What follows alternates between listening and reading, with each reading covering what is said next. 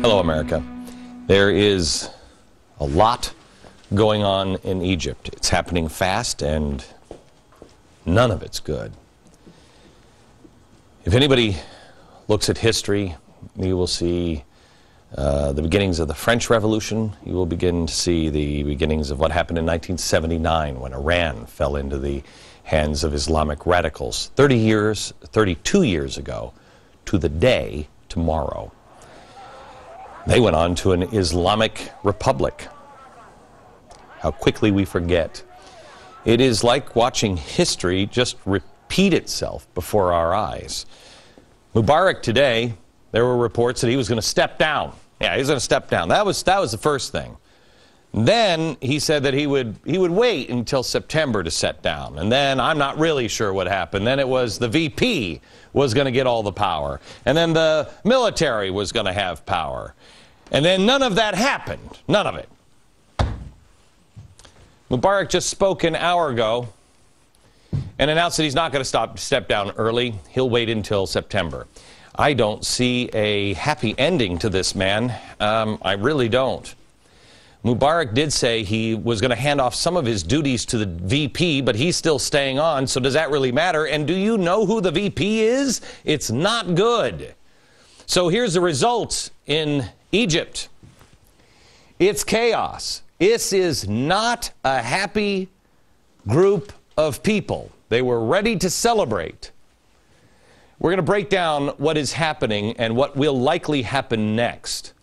And as you will see, the steps that they are taking there, let alone what's happening in Algeria this weekend and happening in Jordan right now. They're not good. But before we get into the microcosm of what is happening here, we want to look at the big picture. I want to show you a story in the New York Times. Gee, I wonder why they're irrelevant. The New York Times is the first one to actually verify, and it happened today, actually verify that we have been absolutely accurate on this story.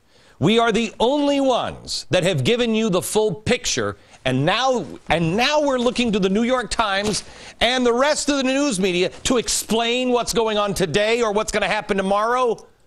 They haven't gotten it yet.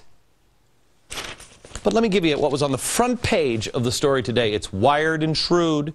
Young Egyptians guide revolt. Young Egyptians guide revolt. Maybe wait until you see the president's speech. I'll save it for that. So here it is on the front page. Now remember, here is what I said was happening. And I said in 3 sentences, this is what was happening on day 2 of this revolt.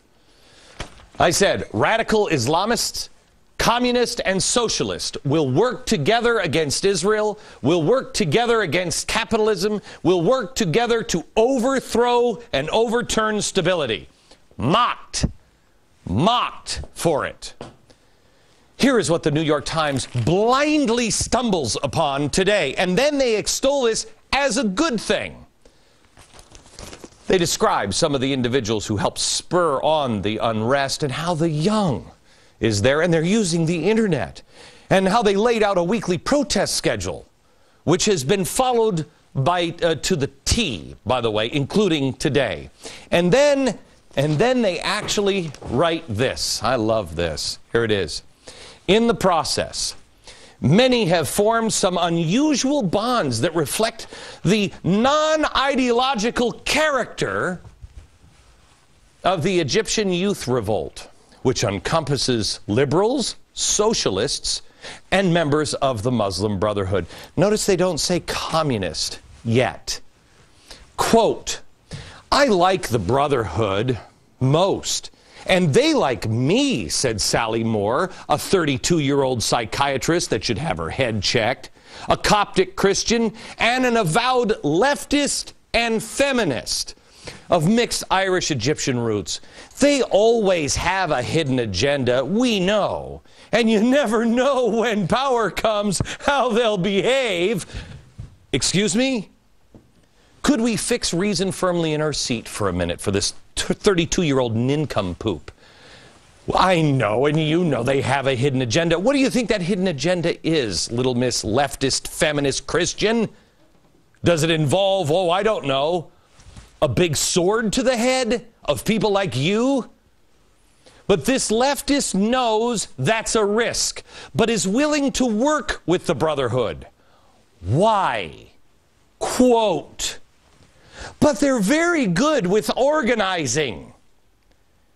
They're calling for a civil state just like everyone else. So let them have a political party just like everyone else. They'll not win more than 10%, I think. Oh. They're good at organizing. Organizing for America. Community organizing. It's the buzzword that will change the world. She's saying, we don't agree.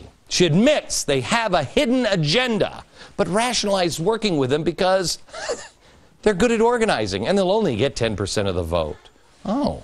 They thought the same thing about Hamas, and Hamas won huge victories in Gaza. How's that working out? The leftist and extreme Islam working together. But there's more. From the New York Times.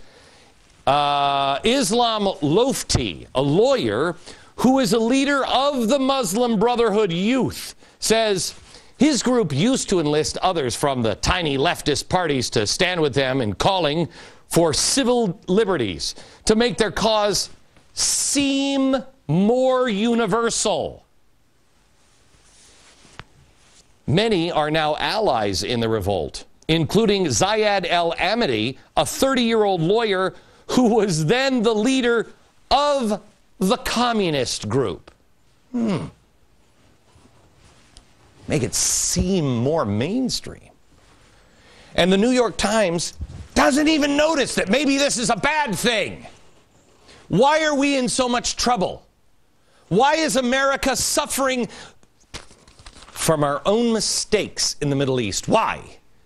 Because we have had the idea that my enemy, the enemy of my enemy, is my friend. I've got news for you. He's your enemy. He's not your friend. In Egypt, all over the world, we get into bed with brutal dictators. Why? Because it serves our purposes. It serves our purposes. Well, we are about to pay for it. These people have paid for our mistakes for 30 years, and we're about to pay for it now. And yet the New York Times, they see how bad Mubarak is, but they don't see holding radicals up, radical Islamicists and communists, leftists, feminists, all of them out on the street. They don't think that that's a bad thing, that nothing's going to come out of that bad. Nah.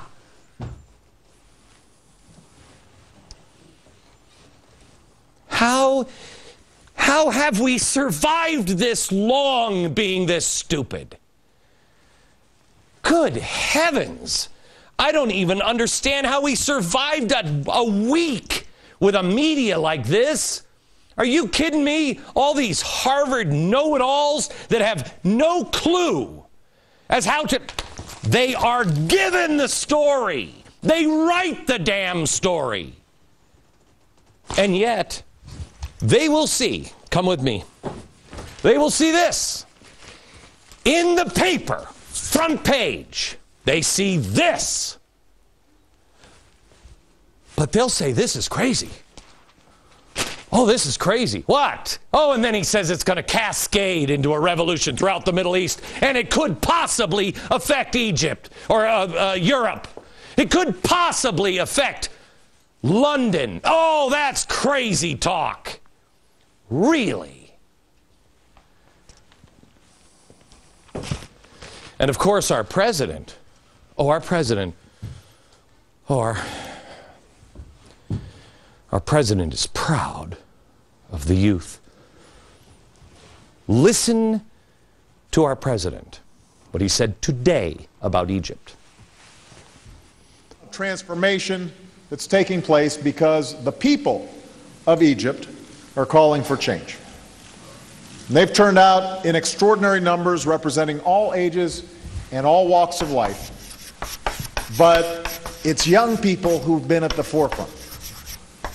A new generation, your generation, who want their voices to be heard.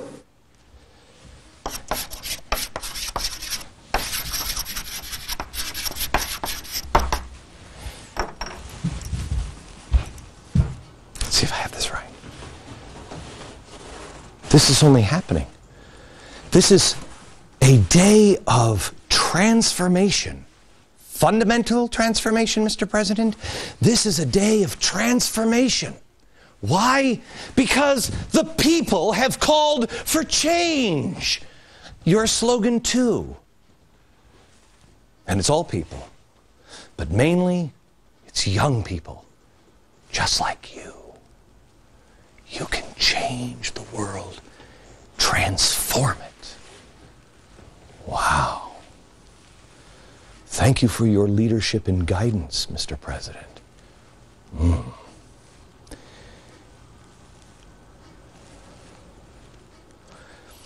Do you know why I have bored you to tears for 2.5, 3 weeks on this story?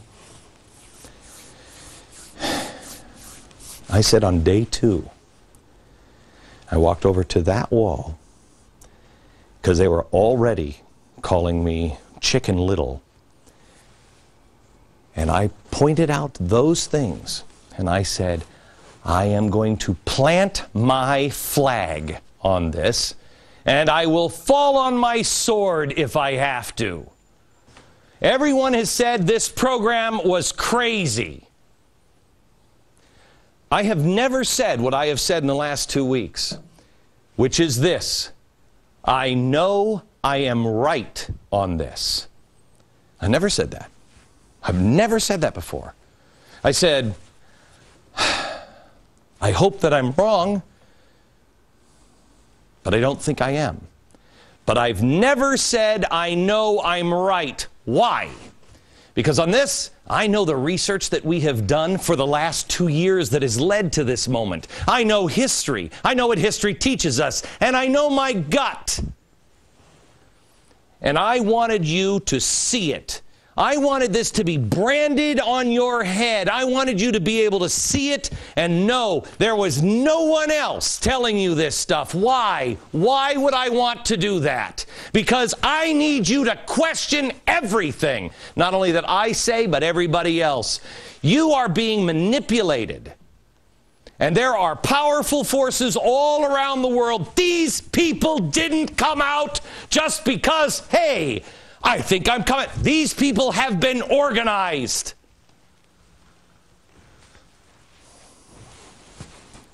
I don't think this ends well for the people of Egypt. This is only the beginning of transformative change.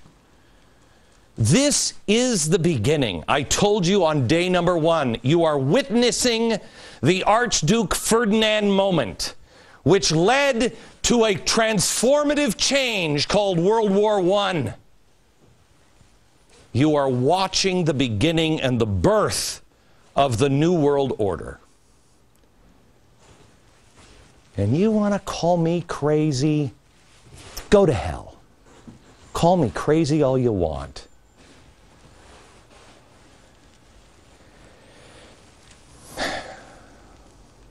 The world is heading towards a different place. And don't be taken there unaware. If you want to go there, make the choice, an intelligent choice.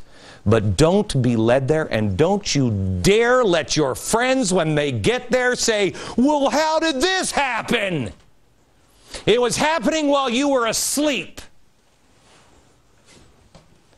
Let me show you the incompetence that is our Director of National Intelligence, James Clapper.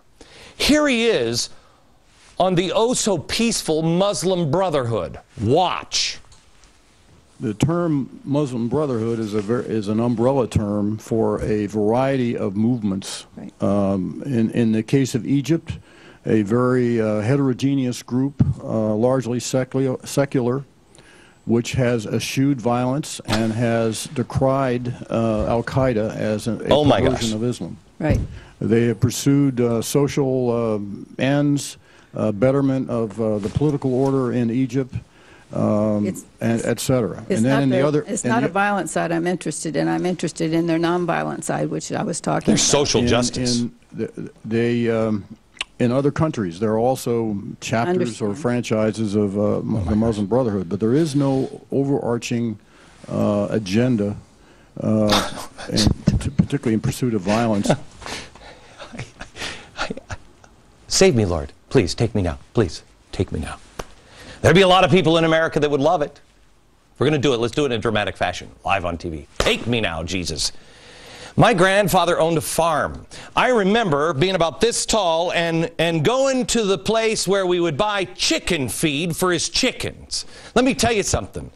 I remember the people that we bought the chicken feed from. The people that are advising us, our national intelligence director, don't buy chicken feed from the man. I don't think he's qualified to work behind the counter of the feed store, let alone give us life and death analysis. And let me tell you something. If you don't think it's your life at stake, you are mistaken.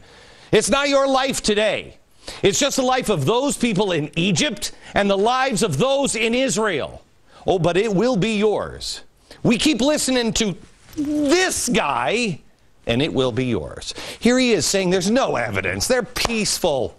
They're peaceful. Well, let me give you their spiritual and intellectual leader of the Muslim Brotherhood, the 9th most influential Muslim on planet Earth. Here he is, in his own words. في ختام كلمتي هذا أن يهيئ الله لي في ختام حياتي فرصة للذهاب إلى أرض الجهاد والمقاومة على كرسي متحرك فأطلق رصاصة على أعداء الله اليهود طوال التاريخ من يؤدبهم نتيجة إفسادهم. آخر تأديب كان تأديب هتلر ما فعل بهم وإن كان مبالغوا في الأمر ما بلغوا ولكن استطاع أن يعني يوقفهم عند حدودهم وكان هذا أدبا إلهيا تأديبا إلهيا عقابا قدريا لهؤلاء. والمرة القادمة إن شاء الله ستكون على يمكن أن ترتقي الأمة إلا بهذا. I suppose, stop it, I can't watch it anymore. I suppose that it was divine punishment if you're on the other side. Depends on who you call divine. Is this divine or is he divine? Depends on which side. But remember, the Muslim Brotherhood, that's just their spiritual and intellectual advisor. They eschew violence. They have. Let me play them side by side because this is your choice. Here he is. It's an umbrella term. Don't worry about it. They're fine. They're totally fine. This guy, God gives me the opportunity to come and even with a wheelchair, shoot the Jews. Let me ask you, America, because this is your choice. Which one do you believe? Mr. Bald Egghead, who doesn't have a clue? Or this guy? Now, let's say this. Oh, people would punish them for their corruption. The last punishment was carried out by Hitler. Which one's telling you the truth? Which one? Let me give you your options here.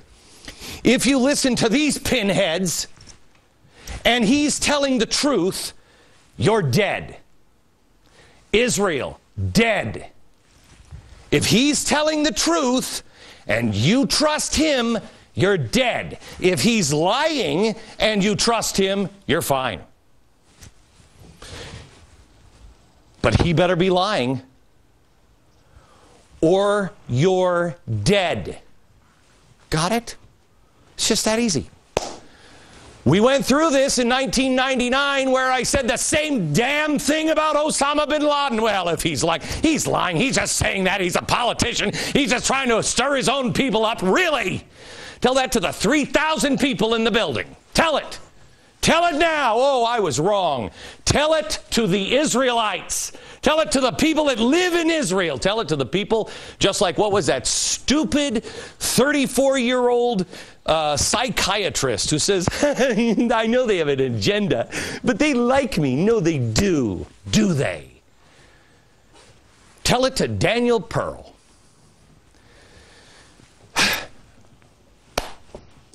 I'm sorry, but I'm tired. I'm tired of it. And I know you are too. What will it take? Oh, it's an historic day. Some people think we're having a 1776 moment. No, we're having July 14th, 1789. That's the one that ended with the guillotines in France. They were both revolutions. Isn't it great? They're both calling for freedom. No! One ended with bloodshed and guillotines. There is a difference. More in a minute.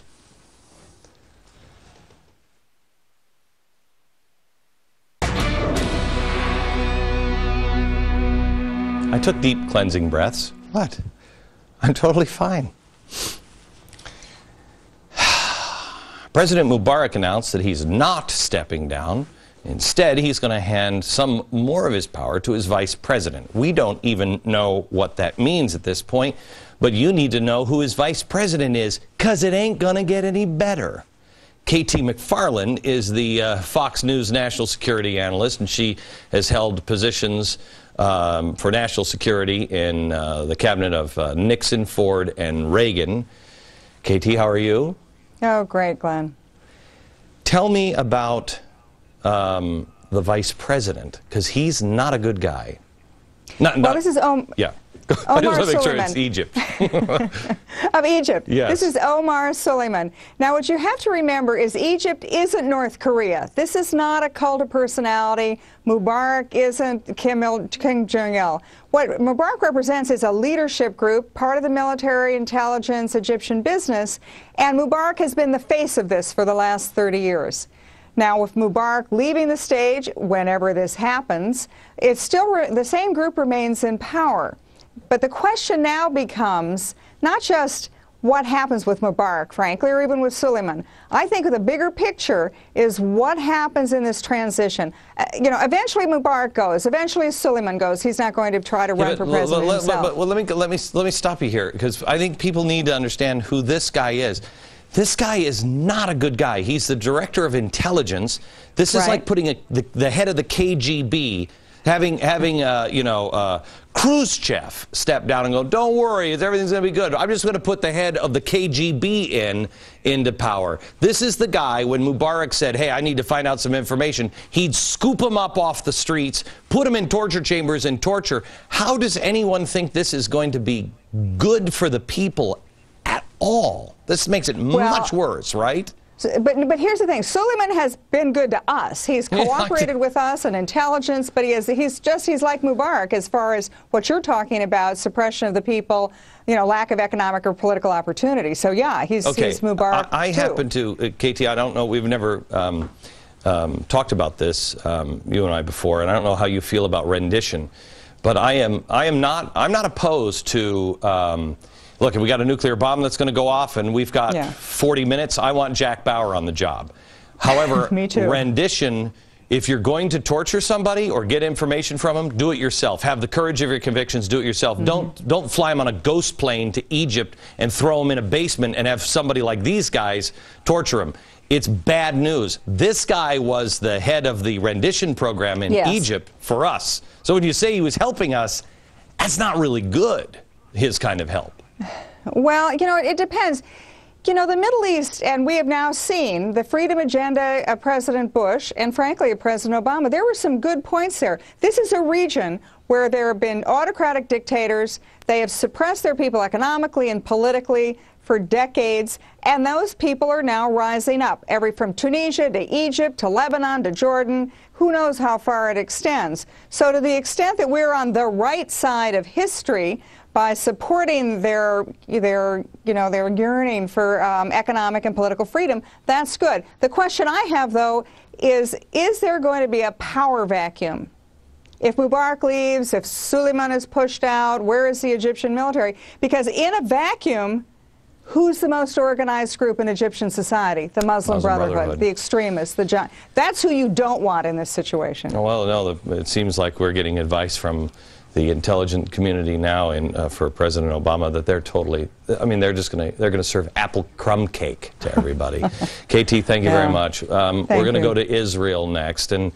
you know, you have to understand, this is Canada to us. How would we feel if this was happening in Canada or if this was happening in Mexico?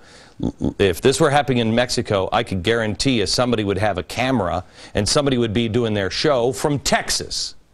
We'll do the next best thing. We'll go to the Texas to the Egypt, and that would be Israel next.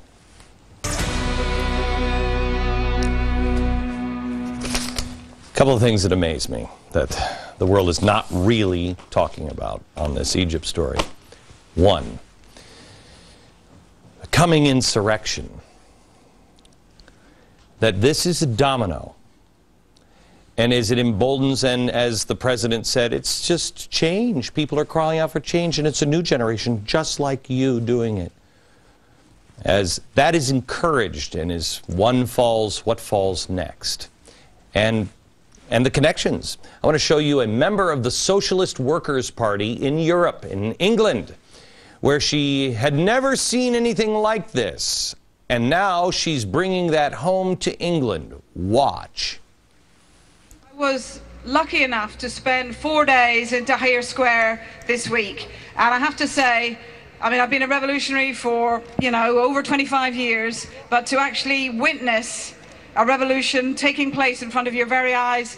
What I saw on Tahrir Square was the most inspiring and humbling experience. They're not broken, they're still fighting, and they're a beacon of hope, not just in Egypt, but across the Arab world and across the globe. We need to give them solidarity. We give them solidarity here, but I tell you what, one bit of good solidarity would be, why don't we try and bring down our own government, the warmongers and the cutters? Let's do that. Oh. Okay, why no one in the press will talk about the larger ramifications is beyond me. And then there's one other thing. We talk to the people in Israel, or talk about them, but has anybody really put themselves in the shoes of the Israelis? This is on their border. This is what has helped keep their country stable. Dory Gold is here. He is the former Israeli ambassador to the United Nations and author of The Rise of Nuclear Iran, How Tehran Defies the West. Dory, welcome, sir. How are you? Thank you, Glenn. Good to be with you. Can you tell me, first of all, what when you heard that he might step down today, and there was no idea what comes next, and you see what's happening in Jordan and on Saturday in Algeria, et cetera, what is the average Israeli feeling? I think there are really 2 points that come from the current developments that we're seeing. Number one, I think Israelis are concerned that the peace treaty between Israel and Egypt from 1979 remain something that is preserved. You know, we really do believe that many of the Egyptian national security leaders see the peace treaty with Israel as an Egyptian interest, and therefore we're hopeful that there won't be any change. But there are many new forces coming into the Egyptian political system, perhaps in the future, like the Muslim Brotherhood, who are already calling for tearing up the peace treaty. No, that's our number one concern. Well, number two. Hang on just a second. I just have to stop you there. Our intelligence chief said today, no, the Muslim Brotherhood, they're totally fine. They're peaceful people. Don't worry about them, Dory. Well, frankly, I'm just going to have to be blunt about it. He is totally wrong, and whoever prepared his prepared statement for the U.S. House of Representatives is totally wrong. How do you determine what the Muslim Brotherhood thinks? How can we intellectually ascertain that? We have to look at their public statements, and we have to look at who is coming out of the Muslim Brotherhood and what are they doing. You know, they have something called a supreme guide. In Arabic, it's called a murshid. And their supreme guide, Mohammed Badi, said in September 2010, just recently, in a statement that he put out to his fellow Muslim brothers, that the only way to create a new generation of Muslims is through jihad. And he said, we have to love death as much as our enemies love life. When he talked about jihad, he's talking about military campaigns. He talked about opening up the borders for the mujahideen, for the jihad fighters. Now that is not somebody who is moderate. That is somebody who is preaching a return to conflict. Second of all, who are the people that came out of the Muslim Brotherhood? There are two people that are important for our security and yours to remember. Abdullah Azzam from the Jordanian Muslim Brotherhood, Muhammad Qutb from the Egyptian Muslim Brotherhood, both of whom taught at King Abdulaziz University in Jeddah in the 1970s, to a young Saudi student named Osama bin Laden. Yeah, it's bin Laden's ideology and Al-Qaeda have their roots in the Muslim Brotherhood. All right. Very simply. We just, El Baradei has just tweeted that Egypt is about to explode and the army has to save the country. How do you, is that helpful? How do you assess the situation? Well, I think President Mubarak has turned over his powers to Omar Suleiman, the vice president, and hopefully they can transition Egypt safely and securely in a way that satisfies what the Egyptian people need. But, you know, military coups, abrupt changes in Egypt are not something that serves, I think, the interests of the Egyptians or our interests in Israel or in the rest of the world. May I just ask you this, because we only have about a minute, but I want to get to this. This is a report on the Red and Green Alliance, and you can't get anybody in America to report on this. Can you explain what's going on in just London? Yeah, in my own research institute, we wanted to understand how it was that Trotskyites and Islamists were working together to seek the boycott of Israel in British stores. And what we found was that this alliance called the Red-Green Alliance between the far left and Islamist groups had been born in Britain, and in fact held conferences in Cairo between 2002 and 2007 where this alliance grew much stronger. And perhaps you saw evidence of it in the clip you showed earlier from the Socialist Workers' Party. That's a Trotskyite party. Dory, I thank you very much for your coming on in the program, and know that there are millions of Americans that stand against Mubarak and stand against the things that are happening to the Egyptian people, but also stand with Israel.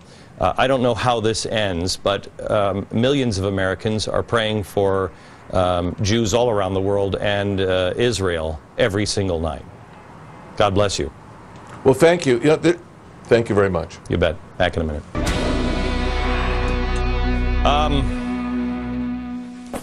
I want to spend a minute here on something that and it's so clear to me what's happening in Egypt, but maybe not. What's going on in Egypt has at least a great potential of being a repeat of what happened here in Iran in 1979, the revolution. But there's more. Iran didn't change the whole thing. Egypt has a chance of being the first domino to fall.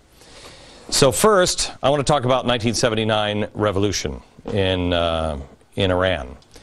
And I wanted to talk to somebody who is actually there. This is a guy who actually went in and tried to rescue the hostages, and no one would listen to him then. Joining me now from Dallas is retired Army Lieutenant General William Boykin. General, how are you, sir? I'm well, Glenn. How are you? I am good. I think I can feel a little bit of the frustration that you must have had in 1979 when no one would listen to you and no one would listen to you. You were calling then and saying, stop, this is not what you're saying it is. Can you bring us back into 1979 and kind of walk us through any parallels that you might be seeing here? Well, yeah, as the Shah left Iran and we began to see these students rising up in what was at that time called a democratic movement, and later we recognized it as an Islamic movement. They eventually took the U.S. Embassy and took ultimately 53 American hostages and held them there for 444 days. And then the Ayatollah returned 30 days after these students had succeeded in taking over our embassy and our hostages, and what was touted as a democratic revolution very rapidly was recognized as an Islamic revolution. And today we have an Islamic Republic in Iran and Sharia law and a nascent nuclear program. But everybody at the time said that couldn't happen. When you're watching the news now and you're seeing this, how much of the time do you spend shouting at your television, "What is wrong with you? How do you not see this?"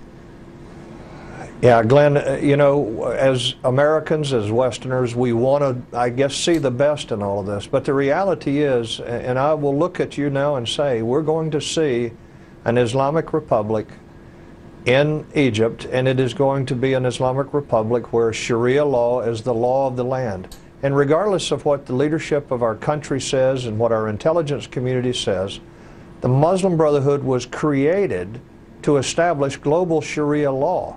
And that has not changed, and they tell us that. And we need to keep remembering that Anwar Sadat was killed by the Muslim Brotherhood because of his support for Israel in the Camp David Accords. All right, so then let me take it, if you'll hold on just a second.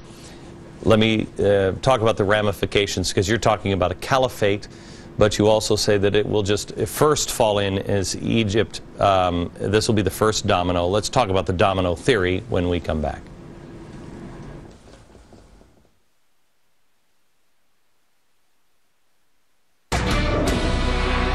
We're back with the retired Army Lieutenant General William Jerry Boykin. He's from Texas, so of course he's a straight-shooting guy.